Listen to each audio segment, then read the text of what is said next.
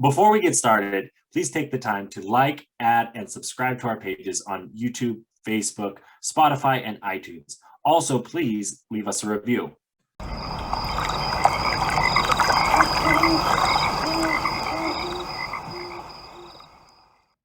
You see where the battle there was, or as the non-educated folk will say, it's Custer's last stand. But I'm not really for that guy. I'm kind of for the other team here. But when you go there, you see all the little was it crosses they have? I think we can wander our way over, because this is Wandering Ways. What's Bigfoot possibility?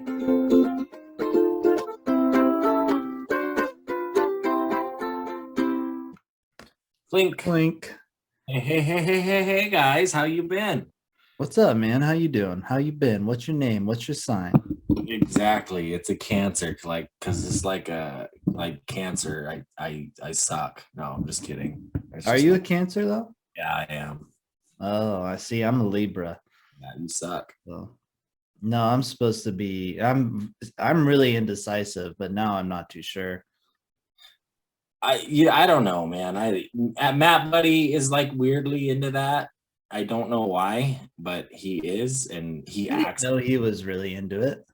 He acts like he's not, but he knows all the details, so he's into it. I am. I work with enough female athletes that are really into it that I will sit and I have heard people do these conversations about the astrology signs a lot. And when I really want to make this preference, like a lot, and I still don't understand shit. There's retrograde Mars with the side of Saturn and Mercury going on. And I'm like, what? Hey, this is the same year that I found out there's actually how you have your Chinese New Year? Yeah. So that zodiac sign, and they there's you can also be there's 4 different elements, like water, fire, earth. Right? Yeah, I knew that one. So you can be like Earth Tiger. Well, yeah, actually I did know that. I had heard that. Yeah. There's a lot of that kind of and to be fair, I'll listen. I have no problem listening, because I think it's interesting when people go into it because they're so passionate about it. But at the end of the day, one, don't expect me to believe it, and two, don't expect me to even understand what the hell you said. Oh, that's funny. No, I get it. I do get some of it, because I do there is a belief of some sort that I think that you look at the planets, right? They are different metals, gases, different elements out there, right? Yeah. I'm sure there's some science behind if you get a planet that has a lot of plutonium and one that has a lot of magnesium, and you get them close enough to each other that it creates something. Now, how that affects us and influence us as people and humans on Earth, I'm not going to be the judge of that, but I do think, yeah, there's science going around all around us every day. New things happening too, like that we don't know about. But again, there's that connection to nature, and space is a part of nature too. So there is an overall. Yeah, no, you're not one there. I mean, I'm sure it has something to do with it. I really do. But I mean, I just don't get it. And maybe I'm not trying hard enough to get it either. But and if you do get it, send us an email at wanderingwayspodcast@gmail.com. WANDERINGWAYSPODCAST@gmail.com. And you can give us the little rundown. If you're a scientist, and you're like, hey, Zach and Mark, I am a scientist. Honestly, you could be really into astrology, and if you wanted to spend the whole Wandering Ways trying to teach me astrology, I'll buckle up and listen. We'll try. I mean, it's cool though. I mean, it's interesting because you think of some of the cities, even you over there in Oregon with the overcast, you don't get it as good. But like just being down in Prairie this weekend, I just got back from Yellowstone and looking up at the stars, the just to see the millions of stars up there and just look at them and understand them. And that was, the entertainment, that was the TV back in the day, and that day wasn't too long ago. No, no, no, no. That wasn't. I mean, I always enjoy good good stargazing. I just made me curious if there were any meteor showers coming up. Oh, I mean, there always is stuff like that, I feel like. Plus, with Musk's stuffs and with the other guy, the Bezos's guys, and like doing what they're doing with the internets and stuff with the satellites. With the internet.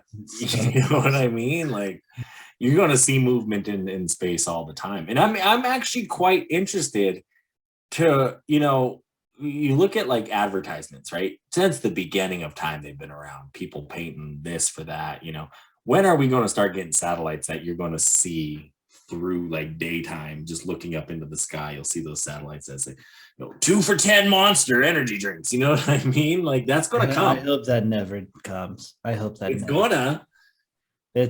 That'd be disgusting. Well, no, they technically already do happen. You see a plane that flies by with some little flag thing. That's what I'm saying. That says what? Will you marry me? 9 out of 10 times on it. So no, it's like 1-800 call Geico. Yeah, right. I haven't seen a Geico one. Most of the time, it's like some cheesy thing or some political message. I was down in Miami. They have boats that just drive along the shore there because everyone's just camps out on the beach, all day long, and the beds, the chairs, and they just have like LED like billboards floating on boats that just drive up and down the beaches. It's messed up. I'm just saying, that's what I mean. It's gonna come. It's sad, but yeah, hopefully it never comes. Have you ever seen Starlink in the sky though? Yeah, like the choo-choo-choo when they all shoot up. No, Starlink. But do you know what it is? It's just a line of them. Oh, it's the internet. Move in unison, and it's like it's like a classic satellite that just moves across, but it's like this line of them that just like all in unison. It's very weird to see. I saw when they were shooting a bunch up one night. I was driving home from work and it was dark and just all 1, 2, 3, 4 just when he was doing all that, like in the fall. Oh, I don't know. I just know when you look, if you do ever see it, like people like call in and be like alien invasion because it's like this perfect like unison line of like satellites. It's very weird. Well, I know. I mean, Jared's trying to get internet set up down there, down in Prairie with Starlink. So I know he's involved with the tribe and getting that all going. So supposed to get you internet anywhere. I heard he's opening it up to Ukraine for free. So that's nice. Yeah, good for him. Yeah, it's crazy. But you were in Yellowstone. Yellowstone. Yeah, no, it was great. We didn't spend a lot of time, and that I was expressing my upsetness to, and you're like, don't get angry, Zach. And I'm not angry. I'm just mad that like I do these trips with Jared, and it's like I'm driving, I'm paying for gas. I know I'm staying at your house, but like we're not doing anything at your house. So there's nothing like we have nothing else to do other than be in the park today. And then you hear the comments like, oh, I wish we would have seen a moose. And it's like, we would if we stay in the park. He wanted to drive to Cook City and get lunch and then drive right back home. And it's like, you're not going to see the animals that way. Yes, they cross the road on you like that. Like we had a bison encounter where honestly, like we pulled over into this little like, pull out. And 3 male bison were just like hanging out, but like they all crossed the road to like where we were. Like 2 of them walked around the car. Like it was just really cool to get close to them and just hear them eating on the grass. And it was very respectful being around these bison. They were very respectful of us. We were very respectful of them. And you could feel that in the energy that the bison was putting off. He wasn't worried about us, which having those experiences are great. and doing that in the park. And you know, we had that, but other than that, that was about it with animals. And it's like, yeah, you'll come across the bear. You know, you'll come across a bear or otters running on ice or something crazy, but you also have to sometimes sit there or go hike a trail. Like that was the other thing. Like we got out and hiked some trails, and he's like, you know, would you pack me a jacket? And it's like, one, I don't have your size, and two, like, you know where we're going today. You know, you can look up temperatures. Like, put a jacket on. Like, be smart. And like, I hope our wanderers are that. You know, when you go on these trips, like, be prepared. Look at the weather. Like, you know, in my Jeep, I have a spare jacket. I have a pair of gloves. I have knives. I have all sorts of different tools. Just because then when I'm in that thing, I know what I have. I'm ready to go. Not going to need it. And it's just like, if I'm going with you, was there a lot of snow on the in Yellowstone? No. And I'm worried. If we, that's a good point. I'm sure there's normally a lot of snow. A lot more than what I've been. We went to that Daly Lake, which we ice fished in January. It was all melted out. Oh shit. I mean, it still had ice kind of around the edges, and like, but the middle was all melted out. And it's just like, it's March 13th, you know, it's this thing should be breaking up about now, not ready to put a boat on it. Yeah. And that's kind of scary, because if we don't get like, that's, I guess we got to watch this April, May out here in Montana, April, May, and June, the rain, you know, because you've been here in Montana when you get that rainy season that lasts till like a July, and that's a good, non-good, you know, we won't have a lot of forest fires. This year, if we don't get that rain, if that rainy season stops in June, I'm worried. And I want to, we're gonna have to have Ray back on and talk fires. Talk more fires. Yeah, I mean, we have some snow still kind of up in the hills. I mean, what was it? Not this weekend, but last weekend it snowed here, which is kind of rare for it to touch down where I'm at. It will snow kind of in the hills around, but not cold enough to really get down to where the people are. But you know, for the most part, I mean, no rain. There's like zero rain. I don't know if this is normal for here, or I'm just used to living in the rain and I notice that there's never rain. That could be it. I'm interested too, because we're getting a lot of moisture now, which is nice, which is good. It's needed. Yeah. There's not, like I said, the people were snowmobiling up in Cook City. Colton was skiing down in Red Lodge yesterday, but he was saying how icy the mountain is, and that just it gets icy because it's like that slush snow. Yeah. Like he was like, I was on the backside, so it was a lot better over there. And you're like, okay. But it was good. I'm worried, but again, like, if we get the rain, you know, it's about the amount at this point. Yeah, it's all about the amount of liquid. You know, I'm not worried for when you guys come out. You know, typically I think the 4th of July is one of the best times to be in the state of Montana. You know, Eastern, Western, there's always something going on. There's always a hoot. A lot of rodeos, you know, 4th of July weekend throughout the whole state. And it's exciting. And I think because that's kind of that edge, you know, that's when fire season or the hot weather starts. That's when, you know, you're like, oh wow, it's still rainy, it's still cold, it's not going to be a warm summer. You know, that's kind of, to me, that signal fire, you know, that just like, oh, there it goes, you know. July. Yeah, no, that is kind of, you know, July, August, September is kind of fire season. Mm-hmm. Well, I think 4th of July kind of kicks it off, because it's like, how many 4th of July related fires were there, right? Yeah, that's fireworks, fire starter. There you go. Exactly. So many that are started by fireworks people. Yeah. Well, I was curious because, like, you know, spring is coming, because I actually just saw a video that like bears are starting to be seen here.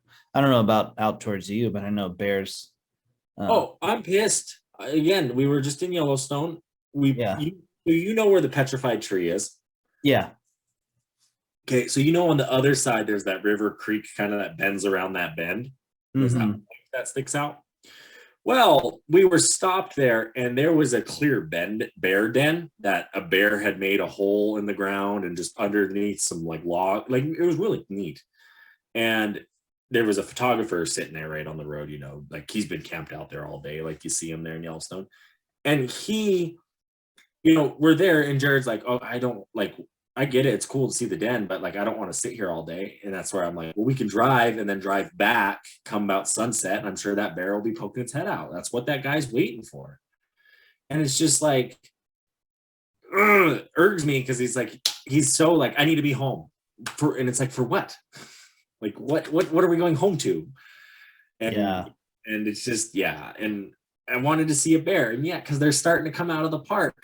They saw a Wolverine in the goddamn park. Oh yeah, I saw there was like someone posted that they seen a Wolverine right on the road. Guess how many they project to be in that park? I'm gonna go with a hard number here. I'm gonna guess 47. 6. Damn. Yeah. That's not a lot. No, but they're territorial. Yeah. And the US, right? So they were up and down kind of into these Rockies and really over by Michigan and whatnot, but they've been endangered, extinct in some areas. They're more of a northern, Canada, Alaska, you'll see a lot of them in as well.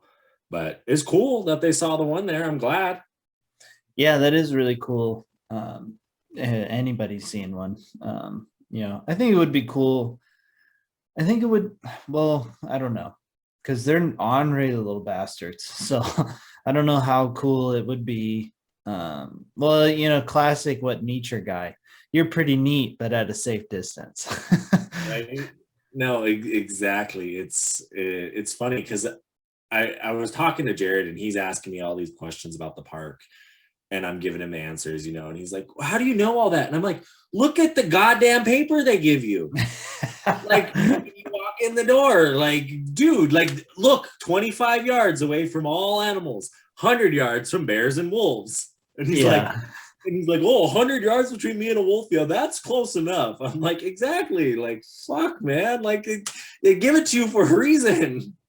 Yep. No, those little pamphlets, maps, newspapers, those are most of the time have some interesting and good information in them. Great information. The rules of the park. Yeah. But we are not here today to talk only about Yellowstone and astrology. No, we are here to continue our great Montana breakdown. Probably, I think this is the last of our breakdown. Until Glacier this summer. Because but that's a unique situation.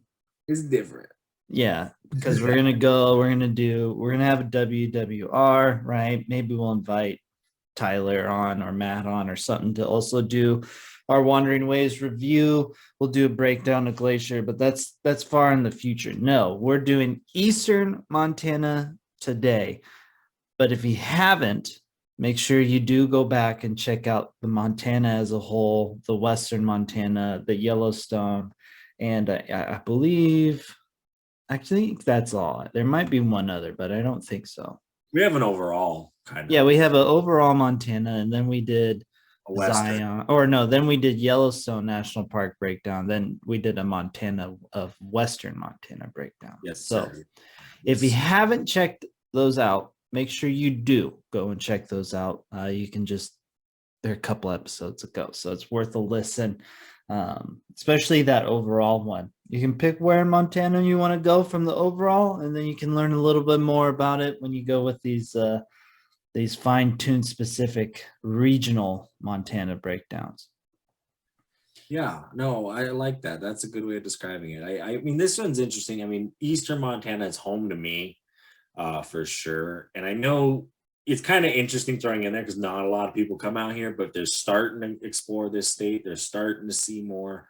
And Montana is interesting. You know, I was having this discussion with Colton and Jared this weekend about like how all of Montana is related, you know? So like Billings is your big eastern hub, you know, the largest city, 100,000 people in this state of 1 million people, you know, out here in the middle of nowhere, you know, miles and miles and miles from the largest cities around it.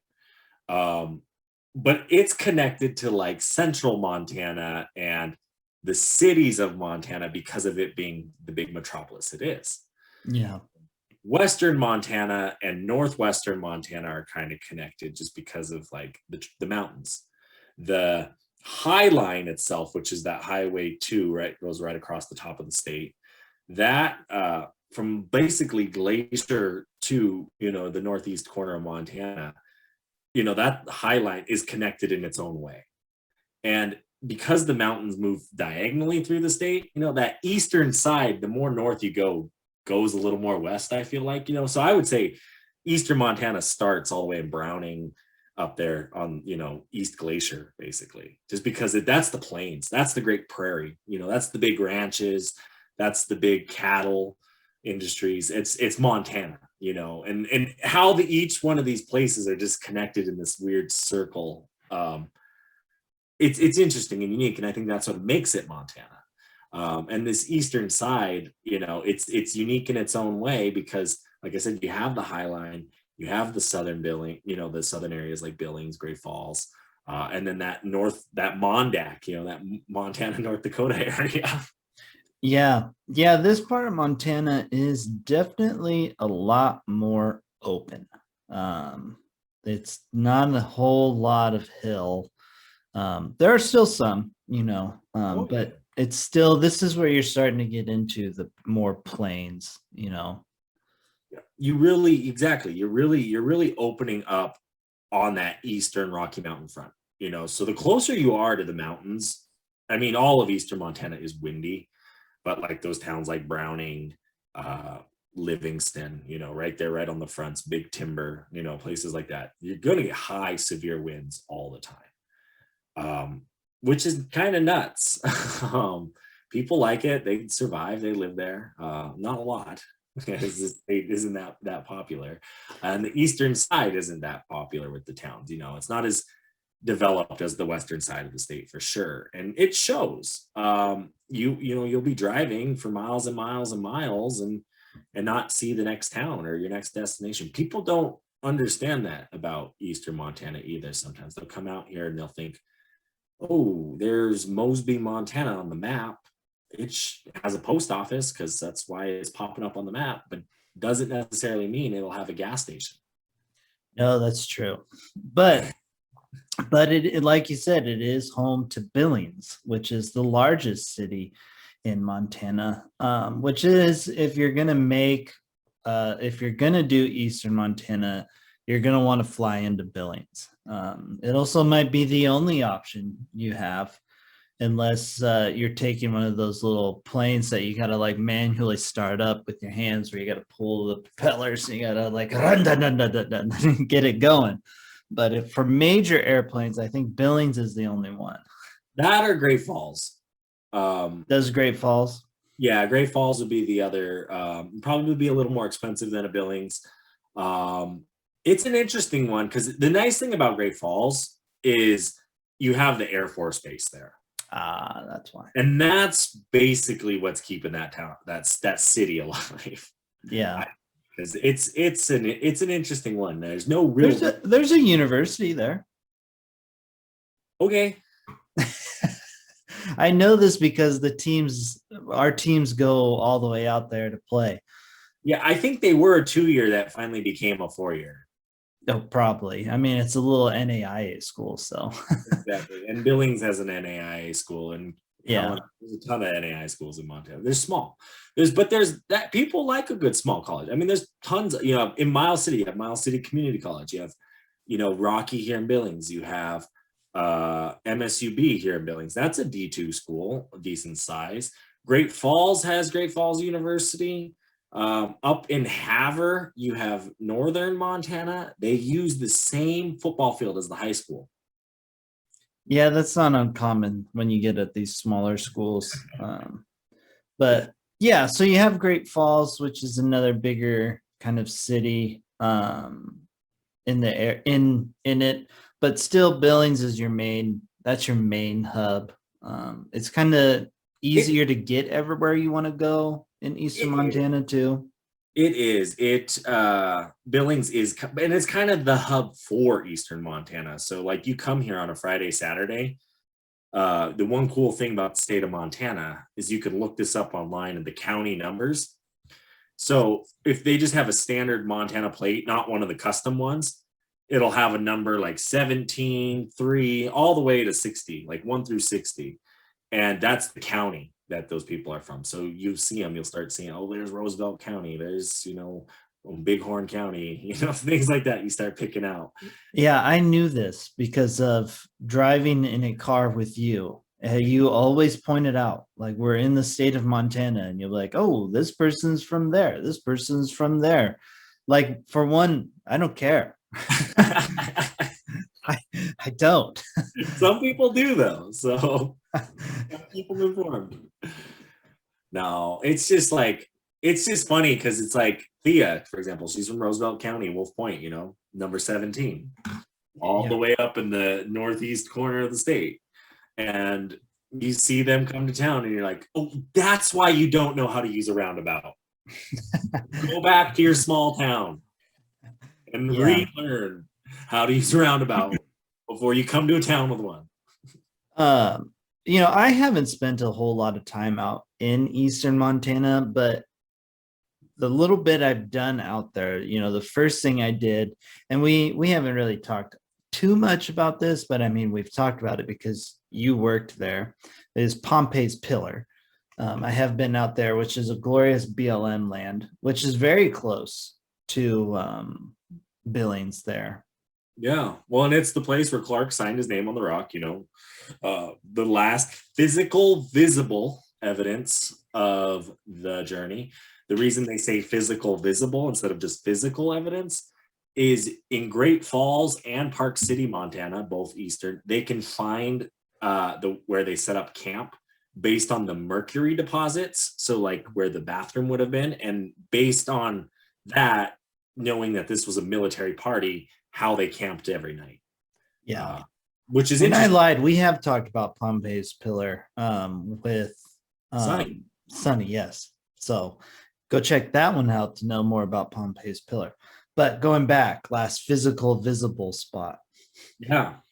Clark's signature right there, right on the rock. It's pretty cool. Pompeys Pillar, it's a beautiful place right on the river. There's always great rangers working there. It's 30 miles from Billings, something close to do, like you said, make Billings your hub. There's a really cool Western Heritage Museum that talks about, Billings and its foundation, as well as the railroad history and just some of the westward expansion history and even native history. It's not quite the best. I would recommend going down to the Battle of Little Bighorn, which is also close to Billings, about 45 miles in the east. On your way to Crow Agency Hardin, there's some good history there, and a battlefield. It's national parks land, and you're close to the Bighorn Canyon, which I talk about quite a bit on here because I go down there quite a bit. Yeah, the Battle of Little Bighorn is the other place in eastern Montana that I've been to outside Billings. But when it comes to the more getting out into more nature things, because we stopped there when I came out for spring break that one year. God, I don't know how long ago, but it was 2015 or 2016 was the year I don't know. I want to say it was 16. I do too, because 2015 was the drought. 2015 was the drought, but Battle of Little Bighorn.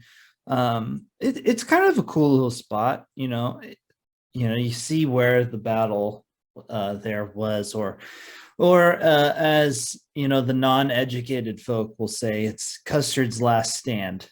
But I'm not really for that guy. I'm kind of for the other team here. But when you go there, you see all the little like was it crosses they have I think for they're where actually grave marker, just grave kind of tombstones. yeah, that's what I was getting at is they're they mark where they died. It's kind of weird to see like off in the distance, you'll just see, oh, there's one, and there's one, and there's one. Well, there's a mass grave there too, where they just buried them all. Not a lot of natives died. That's because the ones that did die were taken, like by the native people in there, because it was a victory for the natives. Custer, he was wanting to run for president of the United States, so he thought he could go make a big kill, make a big battle, like take down these big warriors and stuff, and he didn't. And that's kind of funny because that's one of the like victories that happened on U.S. soil for these these Indian wars out west. Cool. It just interesting facts. I mean, and then you take that highway which you have driven, they call that Warrior Highway. And there's always all different runs that the Northern Cheyenne and Crow will have out there. The Northern Cheyenne also do a big run for, I want to say it's from Oklahoma, from the Southern Cheyenne Reservation all the way up to Montana. These young boys in high school do this run. They run legs of it each day because back when the Northern Cheyenne were coming to Montana, they were taking them from the reservation down in Oklahoma. They said, no, we're going back to Montana. And they would have like young boys, young men run ahead, light fires for the group coming. And then they run ahead, light fires. And like that, and that symbolizes that. And it's really cool. They do it every year. Nice. I believe that one's called the Warrior Run. And then, yeah. So I was kind of thinking of getting into sport fishing again, but I feel like I need a good quality net. Well, you know what, Reverend? I got the key solution for you. You know, our friends at Blue Ribbon Net make this eco-friendly aquafade bag, so you're not hurting the environment. It's 100% biodegradable. Plus, the wood is locally sourced, and it is also biodegradable, and it's just such a great company to use. The Blue Ribbon Nets, they're here in Bozeman, Montana, and we even have a discount code. That's right. If you use the code Rougarou10, that's right. That's my Jeep, the Rougarou. Rougarou10, RUGARU10. You're going to get some discount on a Blue Ribbon net. You know, you can get the long one if you're fishing the big fish, or you can get just the good river one, you know, if you're like me and just want to catch a lot of fish. So again, make sure you go check out Blue Ribbon and use the promo code Rougarou10. Hey there, Reverend. I heard that you might be running dry on your sticker supplier. Yeah, I've been looking around and I've kind of like run out of cool stickers to buy and put on water bottles and stuff. Well, I mean, have you seen the stuff Josh has been coming out with lately? No, I have not. Well, he is doing some really cool stuff with the Shop LS 574. Yes, they're working with indigenous communities and making some really cool stickers. He has a really cool Buffalo Mountain sticker. There's even water bottles, hats, sweatshirts, the whole swag. And we even got a discount code for you guys. Yes, if you use Wandering Ways at Shop LS 574, you're going to be getting a discount on your next purchase. But not only that, you're going to be giving a percentage of that sale to the Little Shell Tribe, as well as they donate $1 of every sale to murdered and missing Indigenous women. So just such a cool thing going on there. You know, you use the code Wandering Ways, WANDERING WAYS, and you put that in there, boom, you're getting a discount. Very cool shit. That is some cool shit. And speaking of cool shit, it's time for my favorite segment, which is cool shit in nature. This time, I have two still, but they're different. I'm going to be honest. They are different from my usuals. But this first one is just like a cool little, so for the people listening, it's a slug in a Venus flytrap. Mainly because I had no idea slugs could go into these. But what's cooler is the slug escapes.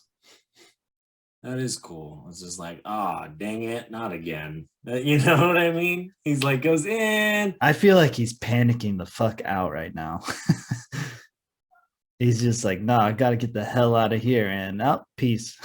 And it's hard to tell because slugs move slow.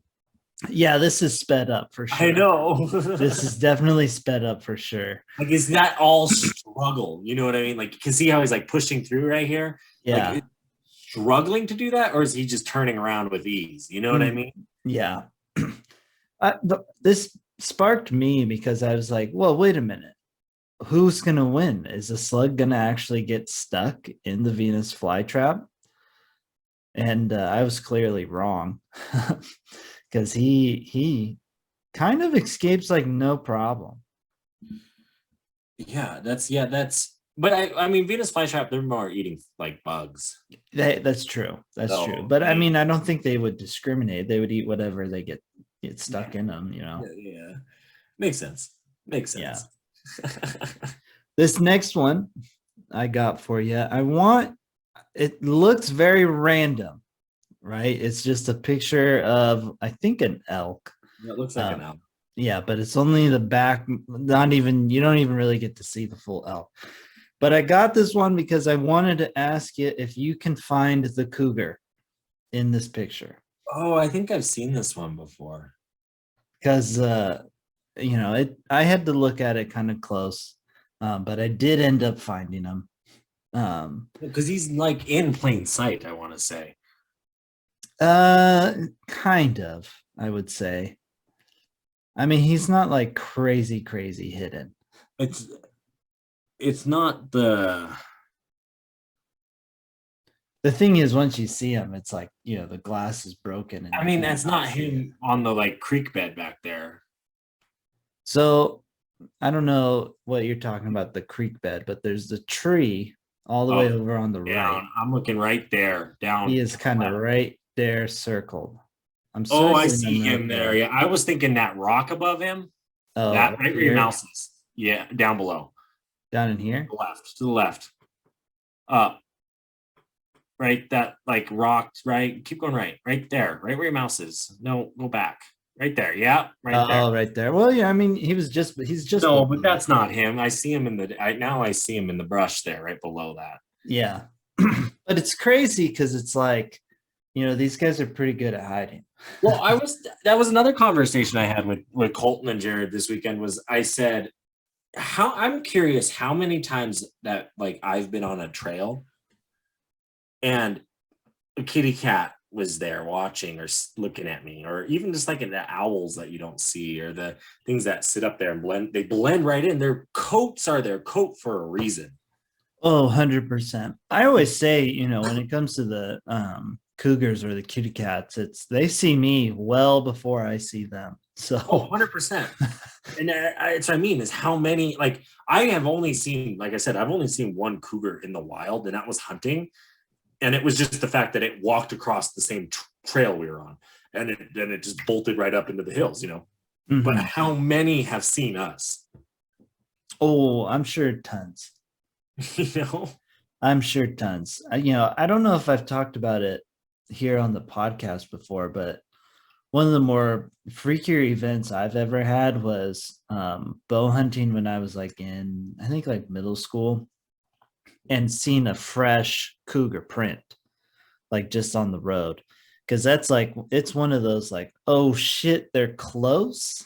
And I'm definitely not going to see it. Well, and like cats are cats. Like, I feel like they'll attack a human because they're just like, I felt like it today. Yeah. You know what I mean? Where it's like, I felt like, because they play with the dead.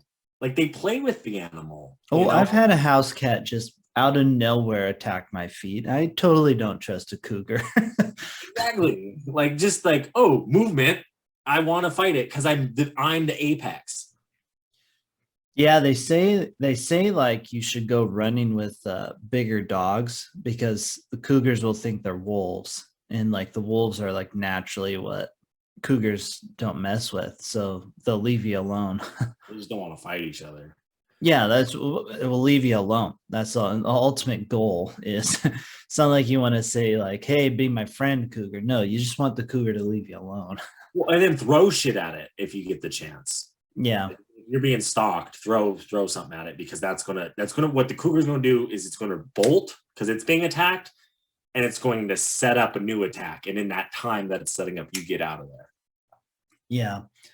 And that's a Michael problem. Drake's got a great cougar, or not a scary cougar story where He does. they had one like stalking him and his friends one night, which was nuts. It's crazy. It is. But anyways, we do have cougars out here in eastern Montana. That's where I saw them. I'm sure.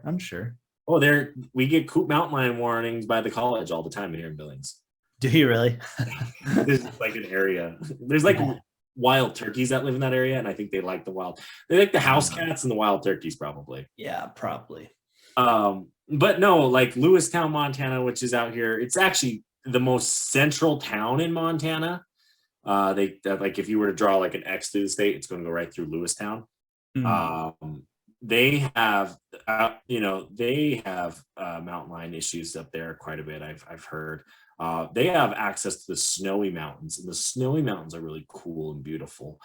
And that was another conversation I had this weekend, was about the Montana mountains. Like no matter where you're at, what part of the state, the way the weather works in the mountains and moves through these mountains is very, very similar no matter where you're at.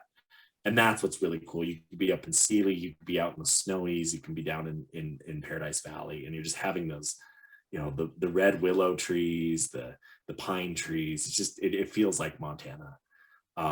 It's hard because like they filmed the show Big Sky down, they film it down in New Mexico, and you're like, oh yeah, those pinyon trees grow up here in Montana. Like they even film at a ranch, like they go out onto, it's like that just looks like a southwestern ranch. Doesn't look like a Montana. Are the crazy mountains out? They're in eastern Montana, right? Yes, they are. They're kind of crazy too. Yeah, the only reason I know of the crazy mountains is because of our good friend Kalman. Yeah, he likes the crazies. He likes them in the Beartooths. And those are kind of your eastern Montana mountains that people go to. Up by Lewistown, you do have the Snowies that I talk about. And then even up by like Rocky Boy, there's mountains in that area as well. And it's interesting because it's a lot of like, you have the big Missouri River and the big Yellowstone River. And those are the two valleys really in eastern Montana, because everything in between is kind of rural, remote, not a lot. Big ranches. I mean, that's funny because like to me, when you hear people talk farming and ranching, they talk about like my 50-acre farm or my 4-acre farm, and it's like, no, these are the guys with hundreds of thousands of acres, 40,000 acres, 30,000, things like that. Like, and that is a lot of land. That's a lot of nothing too, because they're growing wheat or they're just leaving it, because some of this land, it's just boulders because the way the mountains are. It's cool. Yeah, it is very cool. One of the things that I really appreciate about eastern Montana is the amount of BLM land out there. I don't think we give BLM land enough credit for what it is. Maybe we should start doing more BLM land for this podcast, get it up. But eastern Montana's got a good amount of it. No, I do think we should. The problem where, like in Montana, for example, with both state land, like state-owned land, as well as BLM land, is it's a lot of times checkerboarded into ranches and stuff. So it's like that 1 square acre, or that, and there's plots like that. So like you can hunt it and stuff, right? And it's finding those places. Hunting is the big game in Montana, because you're like, oh, I can go here, because farmers will get kickbacks from the state or from the feds that like, it's called like CRP land, where it's like, it's an acre owned by the state, but you can graze your cattle and whatnot on it. You just can't farm it. It's got to stay with the natural grasses and stuff like that. So there's different types of thing like that. And I think that's the problem when it comes to BLM land, is it turns into that. It's like, that's that one square out there by that farmer's, in that middle of that farmer's ranch. Yeah.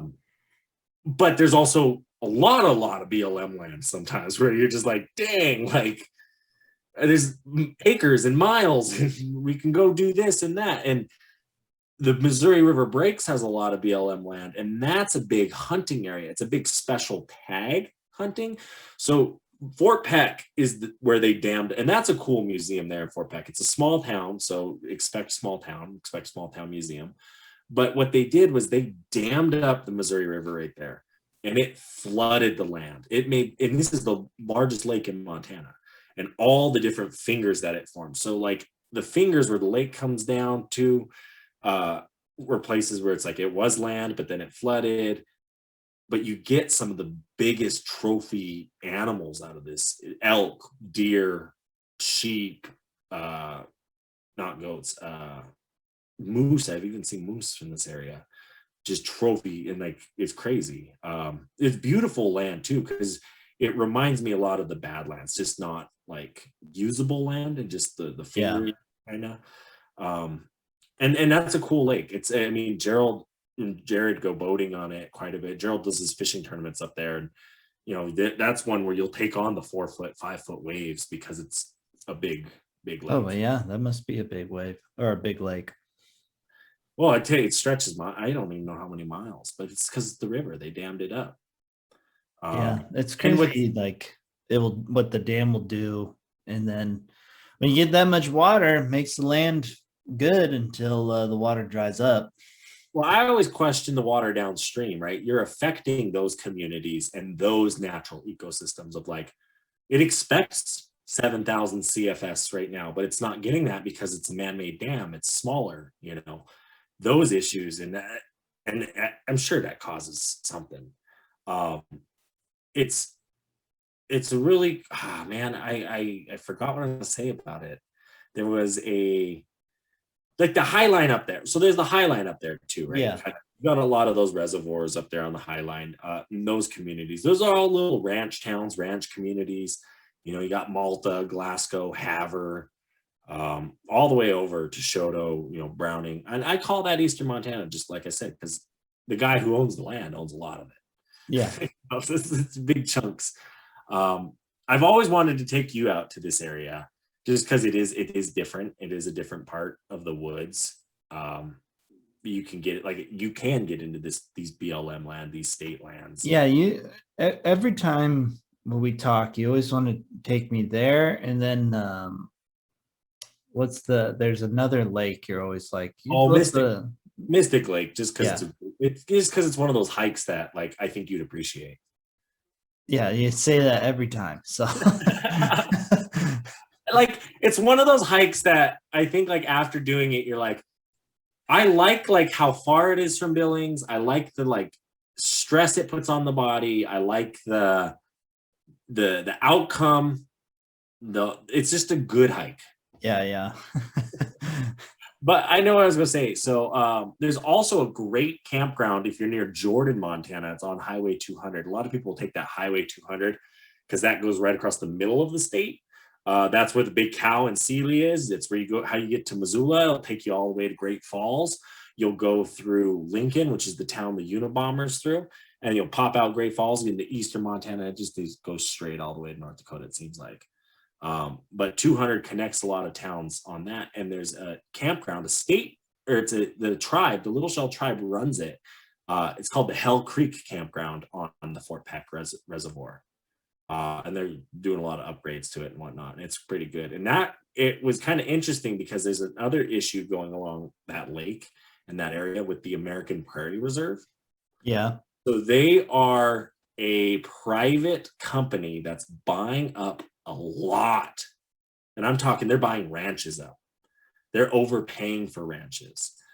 And because they're not that expensive in this area. Because this is like no man's Montana, you know what I mean? Like there's a reason there's not a lot of people out in Eastern Montana, but they're buying a lot of the land and they're trying to turn it into a private national park. Oh, interesting. The American Prairie Reserve. They tell you it's all about like good for the wildlife, good for the animals, but it's like their way of buying this land and turning it into like the parks in Africa, where like they're kind of run privately. The American Prairie Association. Reserve, American Prairie Reserve. American Prairie Reserve. Yeah. Huh, interesting. I've never heard of those guys. Yeah, they were on Yellowstone Live, which was a good show by Nat Geo, but you could tell they did the basic research. The like, what are some popular main things going on here? So like they hit the Discovery Center there in West Yellowstone, and then they hit that grizzly bear thing in between Livingston and Bozeman.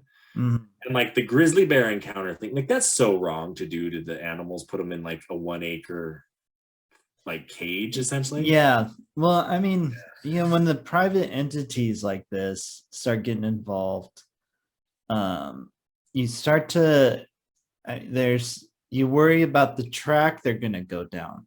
Like, are they actually going to do something that's good, or do we have ourselves a Tiger King scenario? What's the alternative? Yeah, the other motives that aren't being discussed. Yeah. So, because you don't just do something privately like that.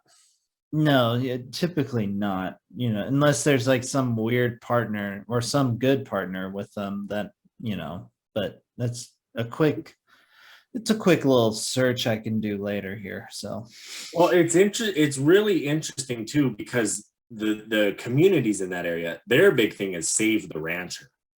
Yeah. Because it's about them getting rid of the rancher, right? Too. Mm-hmm. Which is interesting because there's a lot of wheat growing out here in Montana. It's called the golden, you talk about the golden triangle of California. Well, this is the golden triangle of wheat out here in Montana. Like, it's good. Like, that's what it's known for. That's why Wheat Montana is as big as it is. We'll have to stop there for lunch or dinner for you. I think we've stopped in wheat before. Well, we'll have to do it again. I think the very first, no, I know we did. Because what we did is when we were on our way, we left Yellowstone and we got our bread for our PB&Js for Glacier at Wheat, Montana. Oh, okay. Well, Wheat, Montana, great place. That's in Western Montana, so other side of the state. But, talking a little more Eastern out here. So like I said, Miles City, you have the bucking horse sales. You have Makoshika State Park out here on the Montana-Dakota border. And that's what we call the Badlands. It's the largest state park of Montana. I've heard people talk about it and say, like, I don't understand why the National Park Service hasn't bought this yet. Because Montana State Parks had some issue back in the day. Oh. But they're talking about the land being more like it should be national parks. That's how cool this place is. So is there any like history behind it? Because sometimes the national parks, at least I think lately, the national parks have been mostly doing like historical national parks when it comes to there's tons of native history there, like even petroglyphs and stuff. But the thing is, it's just because it was a state park. It's just people say that it should be a national park because of how great it is. Okay. When you go there, like it's like, oh, and it's not just like Lake Elmo, which we have that in Billings, which is just like a septic pond. Yeah, it's got that awe factor. Got the awe factor of a national park. Yes. You got a lot of you get out east, you get a lot of the oil stuff you see fall over from North Dakota. It's quite interesting. Like I said, every little town, especially on the 4th of July or the weekends in July, has rodeos going on. If you want to see a true like Montana rodeo, go to some of these small towns on the 4th of July and you'll just have a blast. There's little parades. I go to Wolf Point Stampede Days, which is the weekend after the 4th of July weekend. And that is, they have 2 parades, the day 1 and then day 2 to celebrate the parade, the winner. So that's great. I was down in New Orleans. They parade just, you can go get a permit for a parade and have a 5-person parade if you want. You could even go buy an orchestra down there and rent a band to play behind you, and people will just join in on your parade if you really want. I mean, everybody's got something. Maybe we put the Rougarou and Wandering Ways up at Stampede and Wolf Point this year. There we go. We got a parade going on. Anyways, not to rain down on this parade, but I've got to be that guy. I know you do. We're getting to that time, and it is time for our final words. So before we start the final words, that's kind of our Eastern Montana breakdown. You know, it is mostly open space. Start at Billings and take your place elsewhere. You know, a lot of ranches, a lot of rodeo, a lot of farming, kind of like that old traditional kind of Western atmosphere out here. But this is the end of the Montana series of breakdowns. So if you want to go check out Montana this summer or in another summer later, go back, look at these, pick what you want. You can really do a lot because it's such a great, massive state to do. And you can make really kind of a trip, any kind of trip you want out of it. So I encourage you, go check out Montana. I get a lot of people I talk to, they're always like, oh, you've been to Montana? That's cool. So it's a cool place to go. Make sure you go check out all of them again. I know I've said it like 3 times in a minute, but really go check it out. But with that being said, final words, my guy. So I'm just going to give you a quick rundown before we get into the final words. Just some stuff that, you know, comes to my mind out here. This is the place if you want to go hunting, if you want to get away from people, if you want to drive miles and miles and miles and not know where you're going, Eastern Montana is the place to go. All the reservations have great powwows. Every little town has a museum. So check that out. And there's all those little towns, like I said, that don't even have gas stations. So you can check out some of that. There's a lot of ghost towns, a lot of history, as Mark likes to call it, because everything in Montana is historic. That's just where it broke down. But again, I love it here. I hope you guys come and visit. I know a lot of people, they just want to do Kalispell, Bozeman, Missoula, Glacier, Yellowstone when they come to the state, but the eastern side's really great too. It's, to me, it's that true Montana when you get that rancher feel, that cowboy feel, the harsh winters, the warm summers, the beautiful just panoramic landscapes, I think, where you see for hundreds of miles in each direction, just because that's Eastern Montana to me. You know, you can get up on top of a plateau and see for thousands, you know, hundreds of miles in each direction. And it's just beautiful. That's one of my favorite things about Pompeys Pillar is, you know, you can get up there and you can see all the way to the Beartooth Mountains from there. You know, that's the last place that they say William Clark probably got up on top of that mountain, looked at the Rocky Mountains for one last time, because he never returned west. You know, he stayed in St. Louis. So Eastern Montana, it's great. You can always see the mountains somewhere, you know, I think, from Eastern Montana. Exactly. Is that final words? Oh, yes, sir. All right, Reverend's final words of wisdom here today. Stay beautiful, everybody. I cannot tell you how much I appreciate every single one of you for everything that you do. Make sure you go like, subscribe, follow, leave a comment, leave a review, all that fun stuff. We really appreciate it. It makes the podcast better. It makes us do better. It makes us bring stuff that you like to you. But, you know, just go out there, have fun, get outside, be active. Motion is the potion. All those good things. I know times are dark, but we can shine a light on it if we stay positive. But with that being said, peace out, everybody. Bye.